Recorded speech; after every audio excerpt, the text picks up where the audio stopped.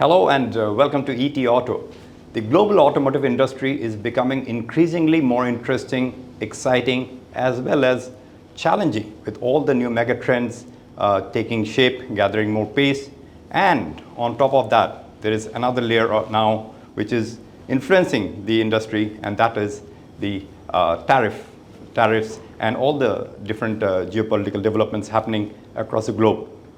To tell us more about how these are influencing the overall evolution of the automotive industry and also influencing the business plans of global companies, we have with us Sachin Lawande, CEO of Visteon, the global leader in automotive electronics, who is visiting here in Chennai to inaugurate some new lines of the Visteon plant. But it's always a pleasure talking to Sachin beyond just what is there as an announcement. Sachin, thanks for sparing your time. Good to have you with us. Thank you very much, Sumantra, and I always enjoy our exchanges. I always look forward to them, and today will not be any different. And I am also very pleased to welcome you to our facility in Chennai. This is a wonderful plant, our flagship operations in Asia, where we also do a lot of innovation and new product development first, not just for Asia, but for Visteon in some cases. Right. I'm sure we'll be talking more about that. Yeah, and not only talk, I would love to see the facility also. Absolutely. You have come all the way. How come? Yeah, we will not let you go back without taking a good look at it. Great. So, Sachin, as I was mentioning at the beginning of opening this discussion, is that so many developments happening. Yeah. Technology development, we've been talking that for quite some time, mega trends, and also now this new dimension of tariffs. Geopolitical developments have been happening off and on earlier also, but now it's taking a different kind of a scale, if I may use the word, and of a different nature. Yeah. So how do you think it's affecting or influencing, on two counts, let's say your business plans, and also the technology development roadmap? That's a very good question, and I will actually take a step back and talk more broadly about what's happening in the industry. Regulations and tariffs are just the most newest and maybe yet to settle topic. But the way I describe automotive is that we seem to be going through a process of fragmentation. So we have had fragmentation of the powertrain, right? So we were ICE, and then we thought the world would transition very smoothly to EVs. Looks like that transition is going to take a little bit longer than anybody envisioned. So we will have a fragmented powertrain landscape for the foreseeable future. We also have a fragmentation of markets. There used to be a time, and I already start to use terms like used to be a time, it's not that far back in time, where you could envision building a car model and selling that same model all over the world. Now, if you look at the markets, China has emerged as its own market with its own dynamics, own requirements, which are very different from the rest of the world. So you have a market fragmentation.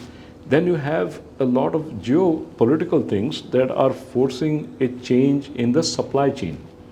And tariffs is kind of related to that, right? For the longest time, with NAFTA before the last few years, this engagement with China, we had established, we all worked hard to build a globalized supply chain where China was kind of the hub of manufacturing for the world, and assembly would be done in various spoke regions. Now that seems to be going through a transformation, and this is just the newest one that we all have to contemplate and respond to it, and the world will probably look very different when all is said and done, and we can witness the aftermath of this change maybe in a couple of years from now. And we were a little while ago, before we started this conference, we were also touching upon how COVID reshaped the industry and maybe influenced many things and did so forever. Similarly, this phase of geopolitical, let's say, uncertainties and tariffs would also lead to something similar? If yes, what could they be? Let's say? Very much so. If you just reflect on just last 5 years and the significant transformations that the industry has had to deal with and what it left in its wake, talk about COVID, right? COVID taught us how to work remotely. We went from a industry which is an industry that is very heavy in terms of engineering, manufacturing. You could not envision that you could force everybody to work from different parts of wherever they live and are based and still continue to produce, right? But we learned how to do that.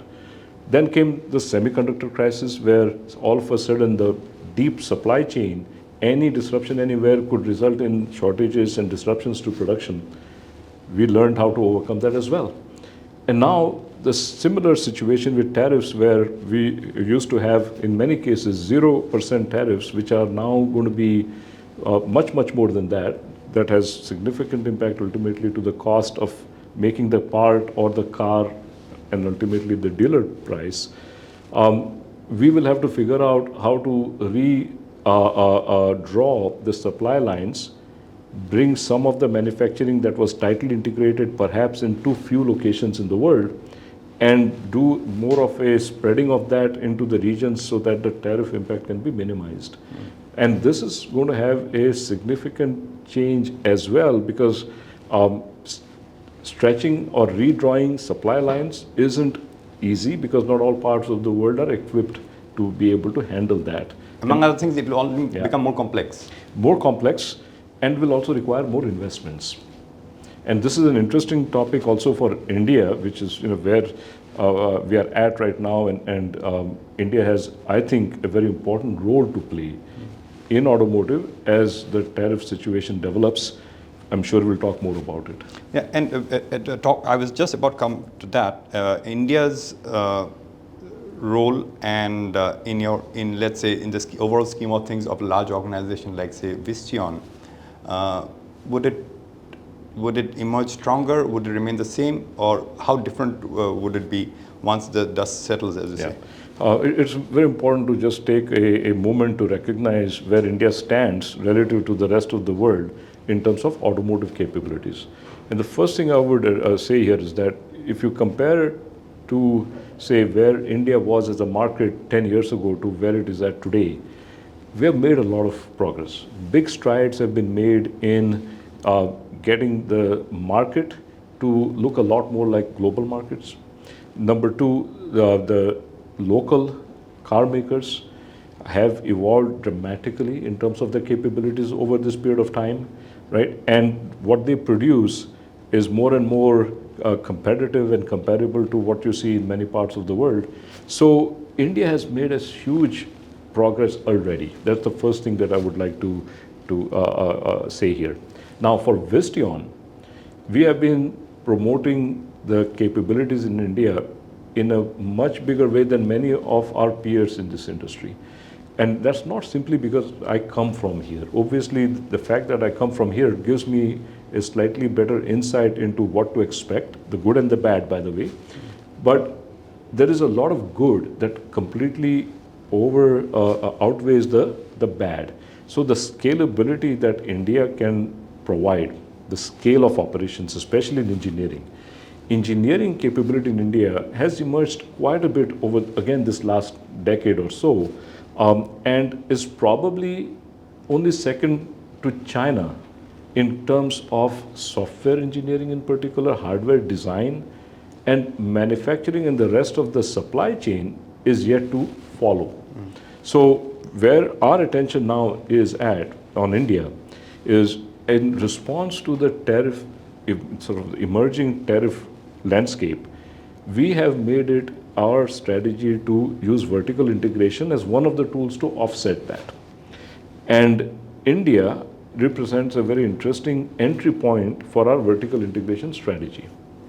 Now, when you think about automotive, the products and technologies are also evolving. So we need to be future oriented in thinking in terms of if we want to do this vertical integration, what makes sense in the next, let's say, decade context, right?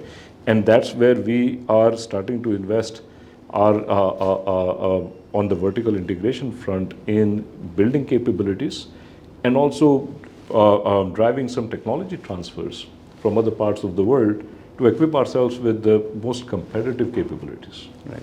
And with all these geopolitical developments and the tariff scenario as it evolves, do you see a chance for India to, let's say, being a more efficient, more stronger competition or alternative to China? I think India can complement China. I wouldn't necessarily put it as an alternative just yet. There will be still a lot of dependence and co-development that will be required between India and China. China had both. China had a deep ecosystem of suppliers, right? The supply chain for automotive runs fairly deep, and India has recently been building our ecosystem. It's not as deep, it's not as broad, especially when it comes to leading edge technologies like semiconductors and displays. And that's an area where we see opportunity. I think more of that needs to start to happen. Initially, we'll have to collaborate and leverage what is already well established in China, bring parts of it here. There are still parts of the two specific examples that I gave, semiconductor process and display process, that India actually makes a lot of sense to build in.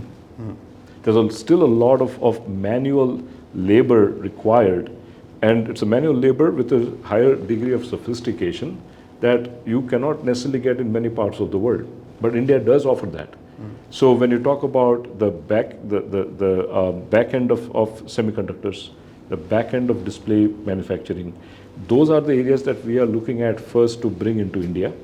Okay, the same thing with cameras. Cameras are going to be really prolific in terms of the number that you'll see around a car. They're cheap technology, but they're amazing in the sense that they contain the most information, right? So with software, with higher levels of processing, camera makes a lot of sense. And they also offer themselves as a base for multiple different features, ADAS and beyond. Exactly right. So those are the areas that we are focusing on in terms of vertical integration. And again, in all cases, requiring some collaboration and technology transfer. Happy to let you know that things are progressing very well. We'll see some of the progress we have made later on today. And more to come is what I would say. So India certainly has a very big opportunity, coming back to the broader question that you asked, not just for Visteon, but I think if we can, from the India and the rest of the markets in particular, whether it's the US, Europe, if we can establish free trade or low tariff trade relationships, that can be a huge boost to automotive and can generate a tremendous amount of very high-paying jobs. And more importantly, imagine all the downstream ecosystem that will have to be built to support it.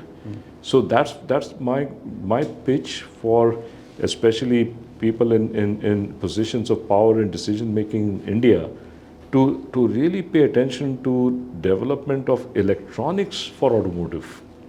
When we think of car making, you automatically think of engines and tires and big body manufacturing. But electronics for automotive is a big industry in of itself. More so because of this emerging SDV trend. SDV trend, electrification trend, which all requires electronics, and India can grab this opportunity. Talking about opportunity, and again staying with the broader subject, Yes. Three things, if I were to ask you, not only as a leader of Visteon, but as a global industry leader, that India should focus on and focus on strongly to really kind of progress as a globally, to reach the global scale, not in terms of volume only, but in terms of quality and its competence, let's say, compared to China also, especially when all these geopolitical developments are also happening. Absolutely. I think the first thing that I would highly encourage policymakers on is to think of consistent tariff policies to attract investment to India. Policies today are somewhat haphazard when it comes to automotive electronics. They're not all aligned very well. And this is an area where, again, I do not blame anybody. It's a very newly emerging area, obviously. We see some very good decisions taken by the government of India in areas such as mobiles, phones, televisions, right? And same kind of consistent thinking has to be applied to automotive electronics. What do we specifically mean by that is when you look at the components that are involved in making these products, a lot of those components will still rely on, or the product will rely on components coming from China.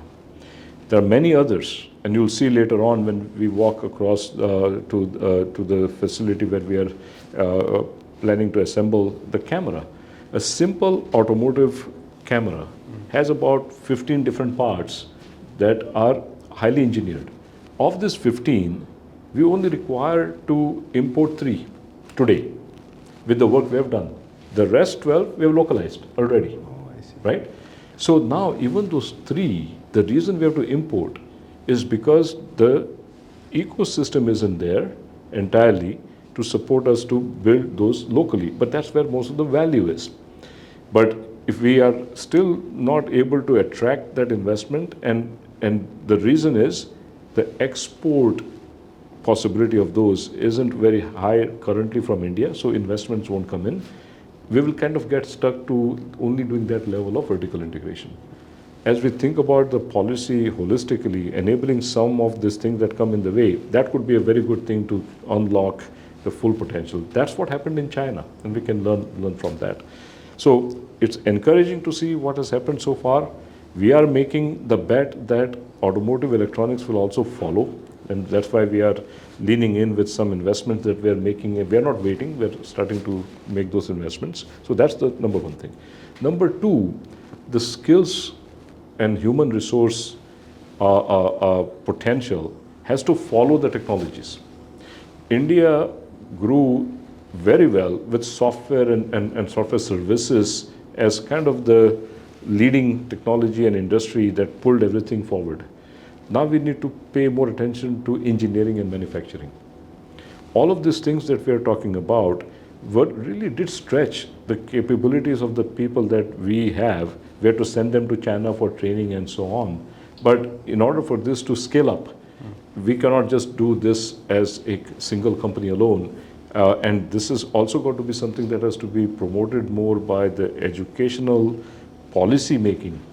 Again, it comes down to that, which I have, again, confidence that I've been reading about some of our political leaders making those remarks about where startup focus ought to be versus where it is at today.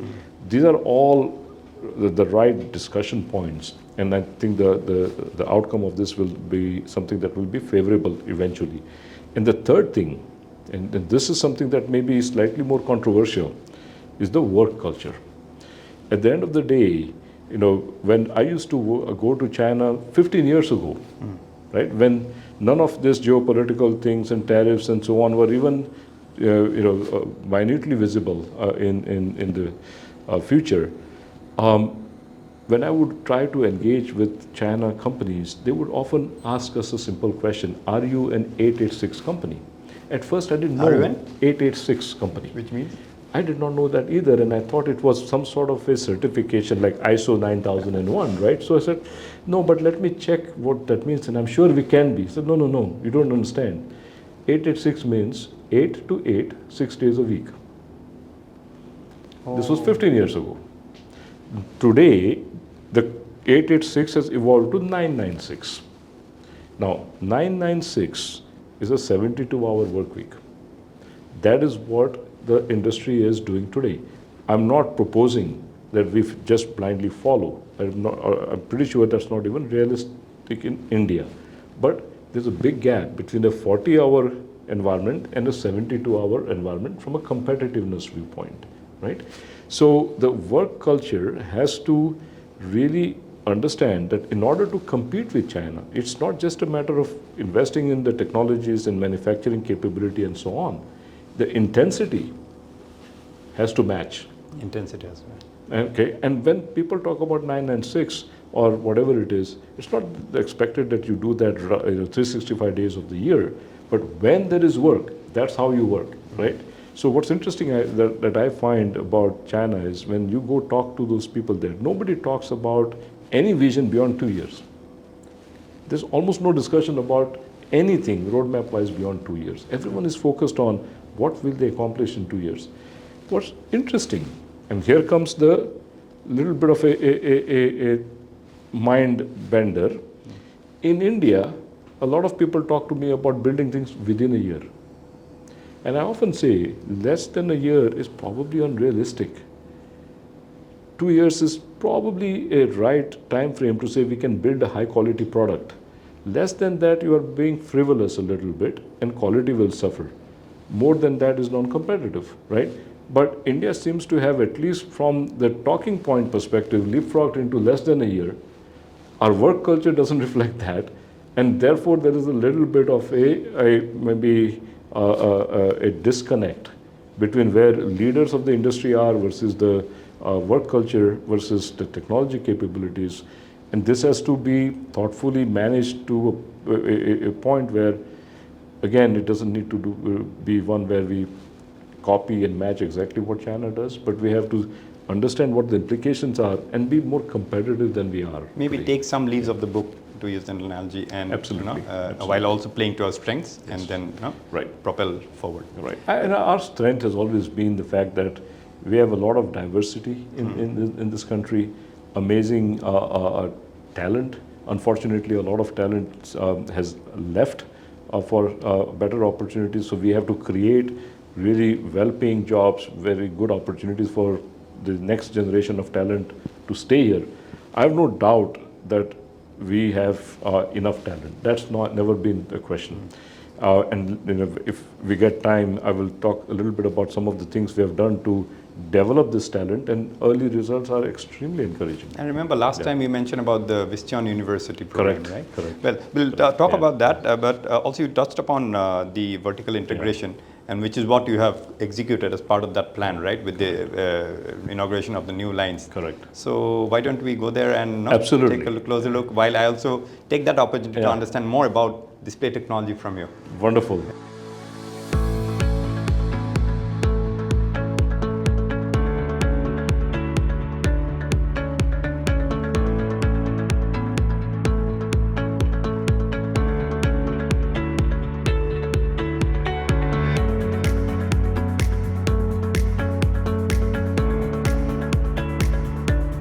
Show you the camera product and what we will be manufacturing.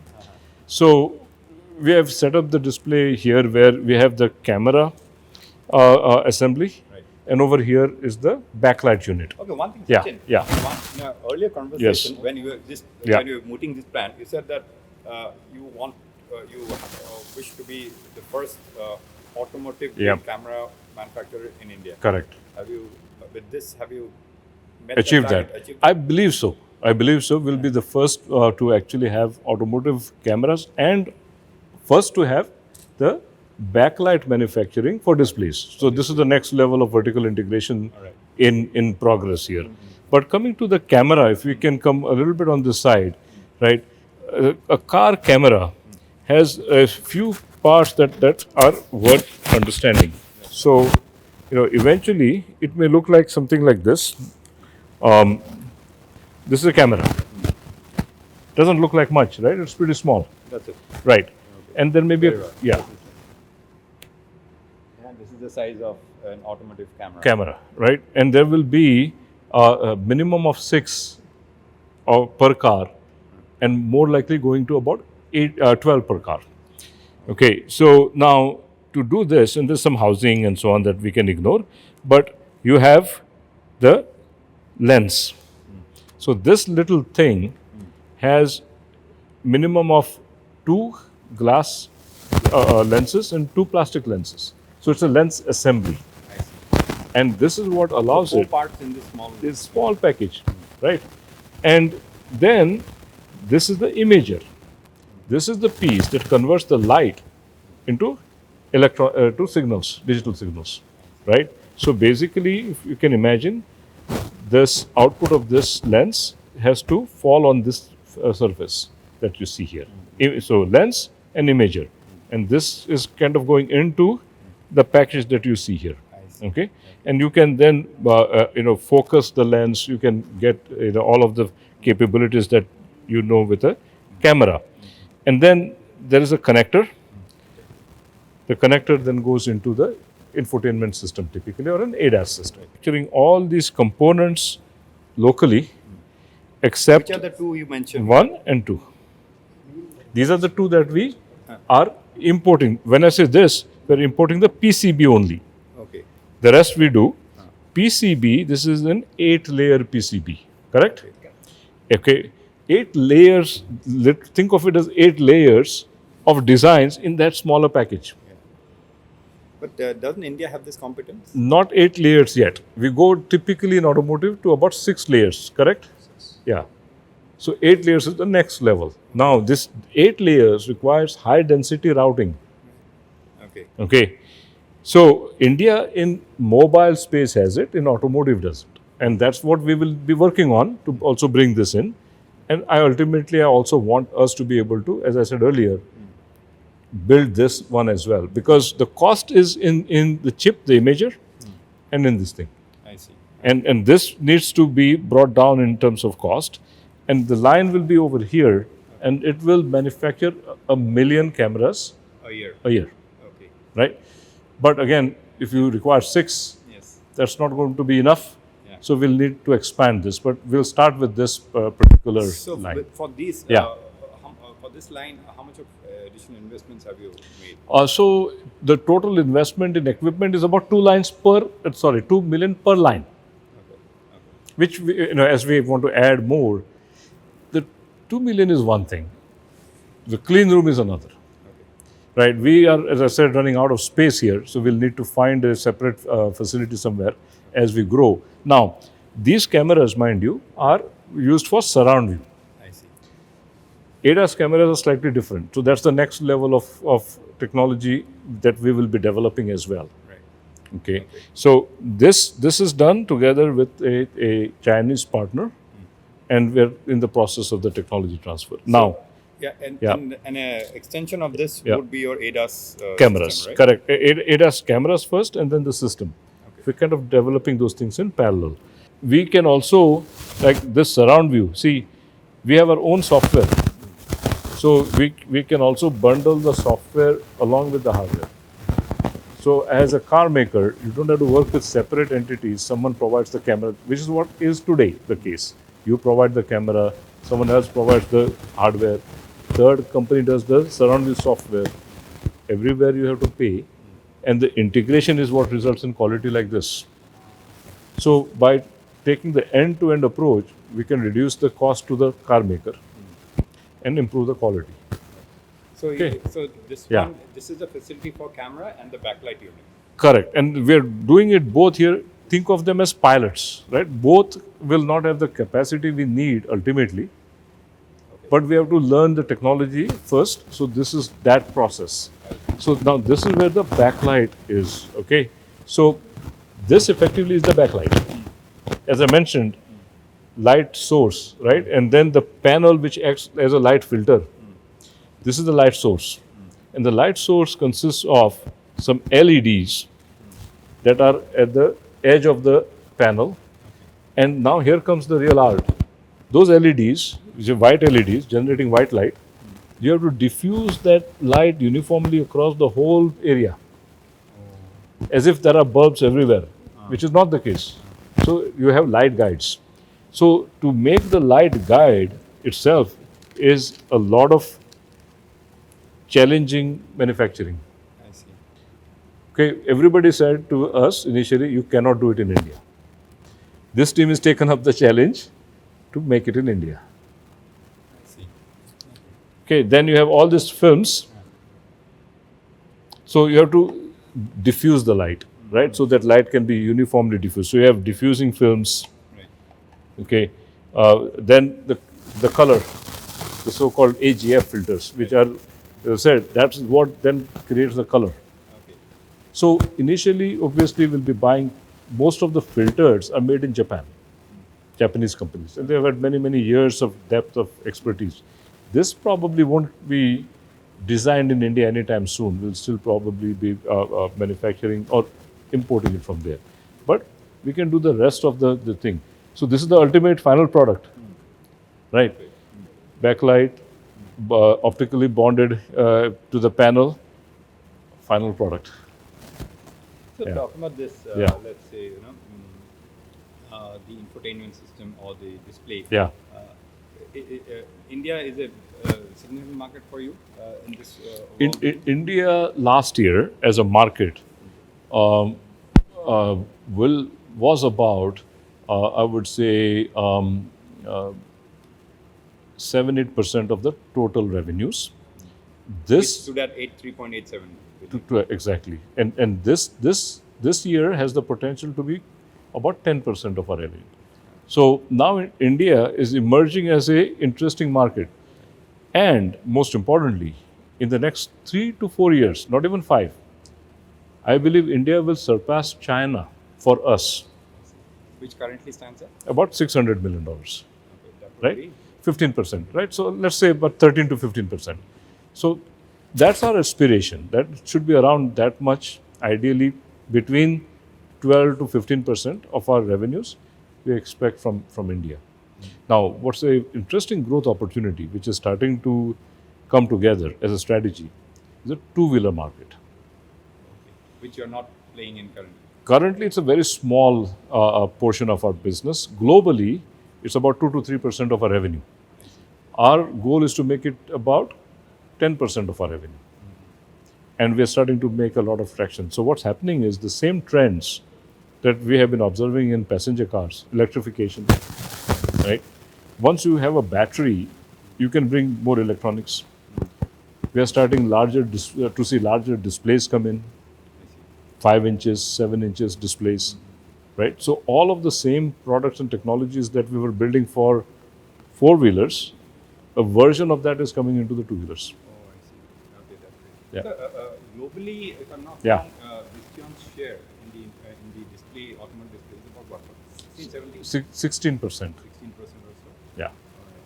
Yeah. And in the coming years, you see India playing a increasingly So stronger pillar. India will play a strong role for us, not just from a revenue perspective. Yes, it will definitely help, but from a technology capability perspective, on the vertical integration strategy, our vertical integration strategy starts with India. Okay, and then from here it will go to the other parts of the world. And you say that this is Yeah. the first Visteon plant Anywhere in the world to do the manufactured- camera, first plant anywhere in the world to do a backlight unit. Now, in the case of optical bonding, this was not the first. Okay, so that was done in Europe, right? We already have several plants outside of India doing optical bonding. We were late to optical bonding here because the market wasn't there. In fact, when I first invested in optical bonding equipment, we did not have a single customer for it.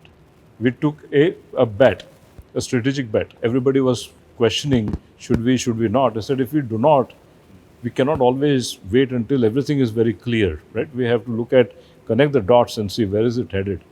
So we were very fortunate, as you heard today, 3 lines in existence, 2 more will come, 5 lines of optical bonding.